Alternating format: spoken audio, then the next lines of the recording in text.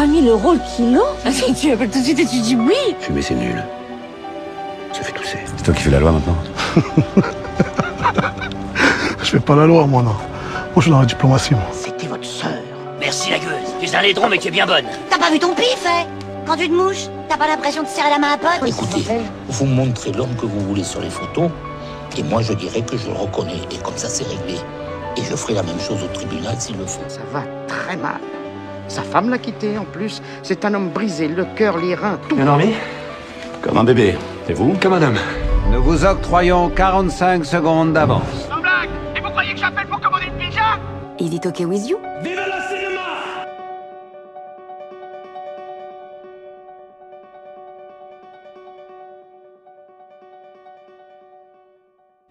L'Instant Pur Cinéma a le plaisir d'être en partenariat avec le festival Hot Milk, le festival du court-métrage de Cholet. Pour cet épisode, j'ai le plaisir de recevoir Hugo Poisson et Aurore Planas. Et avant toute chose, comment vous allez? Bah très bien toi. Ça va super. Super, on est très content d'être là. Eh ben, on est très content de vous accueillir. Comment vous vous sentez pour ce festival? Bon, au top, moi j'adore, je vais découvrir le film d'Hugo, je le connais un peu, on va dire, mais ça me permettra d'en découvrir d'autres, donc c'est hyper chouette. Bah ouais, ça va être trop cool de découvrir d'autres films, de partager tout ça et puis aussi de pouvoir présenter un peu le film en festival et tout, c'est trop cool. Ouais, c'est une super belle opportunité quoi. D'où vous vient cette idée de Pur Sang? Je connais ton amour pour le cinéma de Spielberg, même de Denis Villeneuve ou encore David Fincher, mais comment elle est née cette idée? C'était pendant le premier confinement. Okay. On va pas se mentir, je crois que tout le monde se faisait un peu chier au bout d'un moment. Et puis avec les copains techniciens, producteurs et tout ça, on s'est dit, les gars, est-ce que ça vous dit on se fait un film de science-fiction dystopique et tout, où on part du principe qu'il y a un virus qui est apparu dans une société et on va construire toute une société qui est partie en cacahuète totale autour du virus avec des trucs très stricts dans tous les sens et une vie assez abominable. Et en partant de ce principe-là, on est parti sur plein d'idées différentes et tout, et on a tout écrit pendant le premier confinement. Et on a lancé la prépa du tournage dans la foulée. Et okay. Du coup, on a tourné dans la foulée. Et ce qui est assez terrible, c'est qu'au final, il y a des similitudes avec ce qui s'est passé réellement à côté, où nous, on était au montage et même au tournage. Au tournage, on commençait à peine à avoir de masques et tout, c'était encore le début. Et il y avait Macron qui faisait ses annonces dans tous les sens, comme quoi il y avait un pass vaccinal qui allait tomber, le vaccin et tout, mais c'était pas du tout d'actualité quand on a écrit tout le scénario et tout. Et on a pas mal de trucs comme ça qui ont été mis dans le scénario. On se disait, c'est impossible que ça arrive un jour parce que c'est tellement n'importe quoi et tout. Donc, du coup, au final, on a eu un petit peu trop de similitudes à mon goût, par exemple, sur ce film, vis-à-vis de tout ça. Mais je pense qu'aujourd'hui, avec le recul et tout, c'est une force du film aussi de montrer que nous, on est allé dans un sens extrêmement négatif de ce genre de société et on en a fait pas mal au final dans la réalité. Donc c'est important d'en parler. Et voilà, par rapport aux droits de l'homme, la liberté de chacun, etc. Donc voilà, c'était un peu le sujet du film aussi. Comment s'est déroulé le tournage? Vas-y, commence. Pour moi, très bien. Je raconte un petit peu comment ça s'est déroulé. Ouais, carrément. Si tu veux, je peux raconter l'anecdote du casting, parce que c'était du grand n'importe quoi. Parce qu'en gros, quand on a commencé à écrire le film et tout, moi je connaissais pas du tout Aurore. Ouais. Et il y avait une autre comédienne à qui je pensais pour le rôle principal et tout. Et on a fait toute la préparation du film avec elle. On a les costumes sur mesure, etc. Et 2 jours avant le tournage, Coralie Laverne, qui était l'actrice de base, me dit mec, j'ai le Covid et tout, c'est la merde, je suis positive, genre je commence à être malade et tout, et c'est dans 2 jours. On tournait dans 2 jours. Ouais. Et du coup, on avait que, donc c'était le lundi, on avait que le mardi qui était le lendemain pour faire toute une journée de casting en mode panique à bord. Il faut qu'on trouve quelqu'un pour qui soit exactement de la même taille de Coralie, etc. Et qui puisse faire le rôle avec toute la prépa qu'on a à faire. Et dès le lendemain, on avait répétition, test des costumes et tout ça, et ensuite on tournait. Et on a fait journée entière de casting. On a eu 8 ou 9 actrices au total, qui étaient trop adorables, trop gentilles et tout ça, mais aucune correspondait réellement à ce qu'on cherchait. Ouais. Et du coup, c'était en pleine journée de casting, je crois que c'était vers 15h. Il y a Paul, le directeur de casting, qui me dit ouais bah tiens, j'ai d'autres profils et tout ça. Nous on était désespérés, on était vas-y balance tout et tout.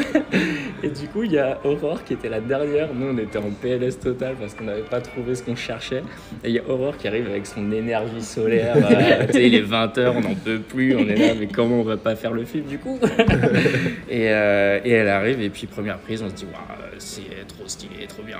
Et du coup, on a pu tester plein de trucs avec elle sur des impros et des façons de voir le personnage et tout, et ça a matché tout de suite. Et on était demain matin.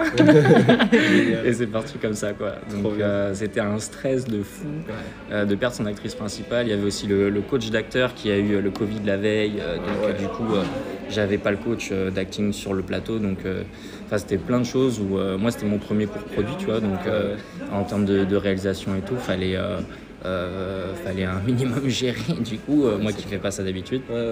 Donc c'était une expérience assez folle à ce niveau là, quoi. Surtout qu'on pouvait pas faire machine arrière parce que le décor était déjà en construction depuis 3 jours, il y avait tout qui était là, on avait 80 techniciens, c'était énorme, quoi. Donc du coup on pouvait pas faire machine arrière, quoi. Beaucoup de stress, quoi. Heureusement c'était que des copains dans l'équipe et tout, et c'était trop cool, quoi. Oui, du coup c'est vrai que ça a été un peu et c'est vrai que j'étais je pense la dernière que vous aviez vue, parce qu'il faisait nuit, je me rappelle, quand je suis arrivée au casting. Mais donc agréablement surprise de voir que ça collait pour eux. Et oui, ça a été très vite. J'ai appris le texte très vite, puisqu'effectivement 2 jours après on tournait. Mais j'ai trouvé que, j'ai beaucoup aimé avec Hugo directement l'expérience de direction d'acteur, où je voyais qu'il avait une vision et je comprenais ce qu'il voulait. Donc ça a été assez facile, en tout cas, où tu étais fort, en tout cas, pour me faire comprendre, me faire passer les bons messages pour que je comprenne la direction que tu voulais prendre. Et je trouve que ça se ressent sur le film. Je trouve que c'est un très joli film, qu'il est vraiment réussi. Donc bravo Hugo. Je trouve qu'il y a une vraie continuité dans l'acting et dans l'évolution des personnages et tout. Et c'est notamment grâce à Herman, qui était du coup le coach, qui n'a pas pu venir. On a fait toute la prépa ensemble, où grâce à lui, on a énormément démêlé toutes les sous-couches d'émotions, les intentions sur chaque réplique, etc. en amont. Et du coup, la direction globale de l'acting et des personnages. Et grâce à lui, il m'a donné des mots-clés à donner aux comédiens sur le plateau, etc. Et pour être le plus clair et concis possible, parce que quand on l'a tourné en 3 jours, ce qui est exceptionnel, sans faire des horaires de fou en plus. On a fait au maximum 10 heures par jour. Et et on avait séquence avec de la pluie, tempête, des drones qui passent, des trucs de fou. C'était spectaculaire. Avec de la machinerie partout, dans tous les sens. C'était donc extrêmement balèze. Et heureusement qu'on a une équipe de fous, parce qu'on a pu le rentrer en 3 jours, alors qu'il fait 17 minutes. Et on a fait tout ce qu'on voulait faire. Donc c'était trop bien. Trop cool. Franchement, expérience. C'est grâce à eux qu'on a pu faire le film. Enfin, grâce à tout le monde. Trop bien. En tout cas, ça se ressent qu'il y avait une sacrée équipe derrière et qu'on sent le professionnalisme. Moi, j'ai eu l'occasion de découvrir le film en amont, parce qu'on m'a envoyé un lien pour le découvrir, parce que je pourrais pas être à la projection ce soir. Je me suis plongé dedans, j'étais à fond dedans. J'étais tellement à fond que à la fin du cours, en fait, t'as le black screen et t'as le pur sang qui s'affiche. Et je me suis dit, ok, putain, c'est bon, je suis dedans, on va pouvoir y aller. Et genre, j'étais parti en mode long métrage, quoi. J'étais parti vraiment en mode, je vais passer 1h30 là-dedans et ça va être génial, quoi. Alors que pas du tout, tellement vous m'avez plongé dedans, j'étais à fond, c'était trop bien, bravo. Vraiment. Trop cool. C'est trop cool. Objectif réussi. Parfait. Donc c'est trop bien. Là, on est en train de développer le projet en série. Et du coup, on est en train de commencer toute l'écriture du projet. Donc ça a été extrêmement balèze à faire. Et c'est un travail colossal. Mais avec la production, on a les scénaristes et tout. Et on est en train de développer le tout. Parce que tous les retours qu'on a à chaque fois, ils sont géniaux. Ils sont géniaux. Et du coup, on a beaucoup de chance. Donc on se dit, si ça plaît, autant essayer de le développer en plus long, quoi. Et toujours avec Aurore ? Après ça, j'en sais rien. Ça serait trop cool. Mais ça, c'est le genre de truc qu'on verra dans des années. Déjà, il faut qu'on écrive le scénario. En tout cas, j'achète direct. On va pouvoir passer à un petit jeu. Moi, je l'adore. C'est l'heure de l'instant réminiscence. Le roi répudie la reine, la vieille épouse le perroquet, César devient roi. Je l'épouse et me voilà reine.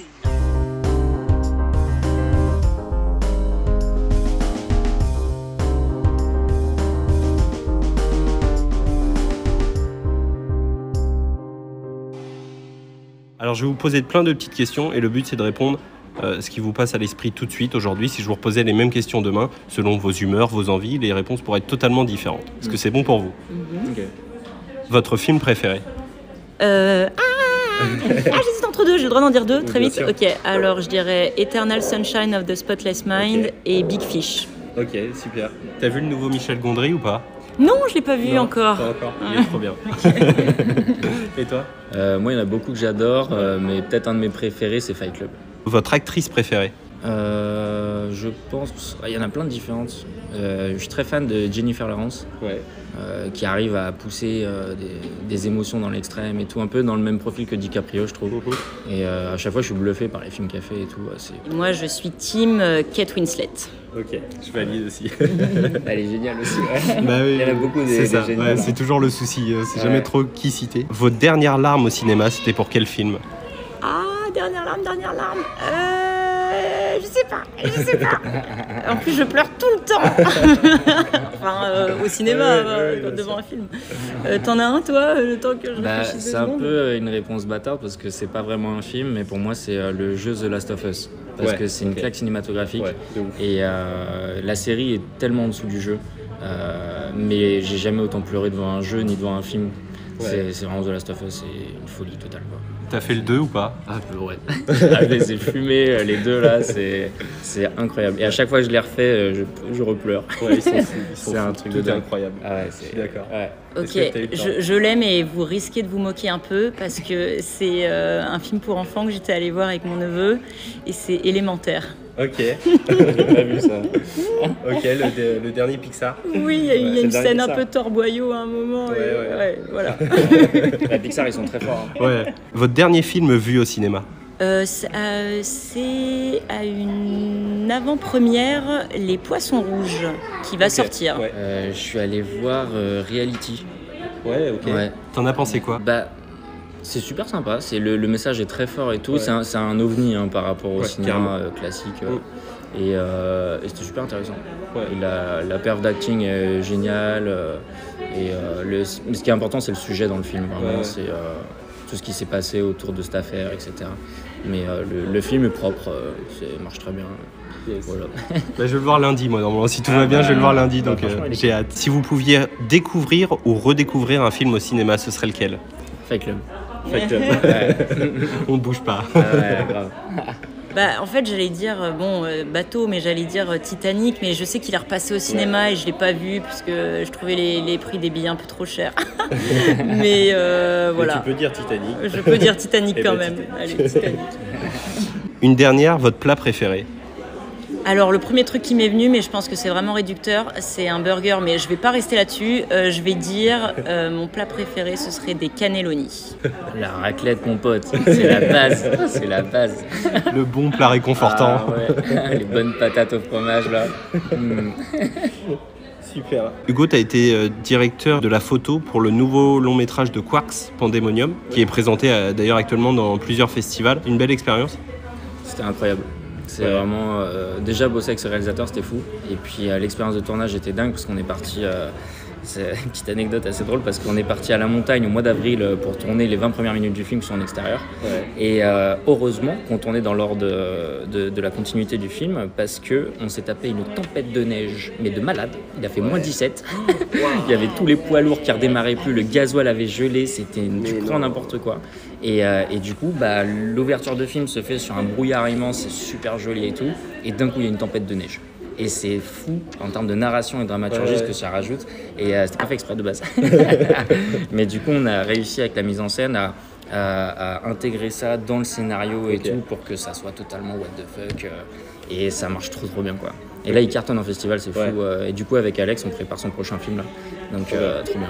Ouais, trop cool. Trop hâte de le découvrir. Dernière chose, Aurore. Oui. Quelqu'un que tu connais bien m'a laissé un message pour toi. Du coup, on l'écoute et on se retrouve après. Ok. Salut Aurore. Eh oui, j'ai décidé de venir m'incruster dans ton interview. Comme quoi, on se débarrasse pas de moi comme ça.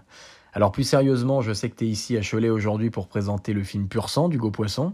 Je voulais juste adresser un petit message de soutien. J'espère que la projection se passera bien, que les retours seront à la hauteur de tes espérances. Personnellement, ça reste entre nous, mais je connais un peu la comédienne et j'ai aucun doute sur le fait que la critique sera dithyrambique. Sinon, on m'a demandé de te poser une question. Alors j'ai longuement réfléchi, et crois-moi, ça m'a pris du temps. Et je me suis dit que j'allais te mettre un peu dans l'embarras. Alors Aurore, ma question sera simple. Vous êtes vous-même cuir?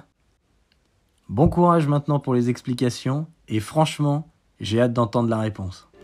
Donc petit message de Florian Essic que tu avais rencontré ou que tu connaissais déjà, mais à l'occasion du film Le Défi de Noël. On t'écoute pour ta réponse. Bonjour, c'est la Fédération des pots et cuir.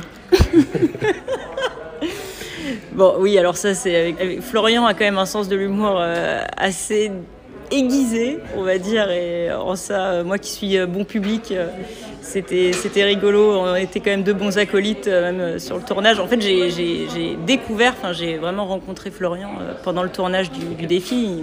Il m'avait vu en casting, sinon, mais c'est tout. On s'est bien marré. Ouais. Okay. Honnêtement, je suis étonnée qu'il ait gardé celle-là parce qu'on adorait aussi se refaire les répliques des visiteurs. Si je dis pas de conneries, cuir, c'est... j'ai peur de dire une connerie.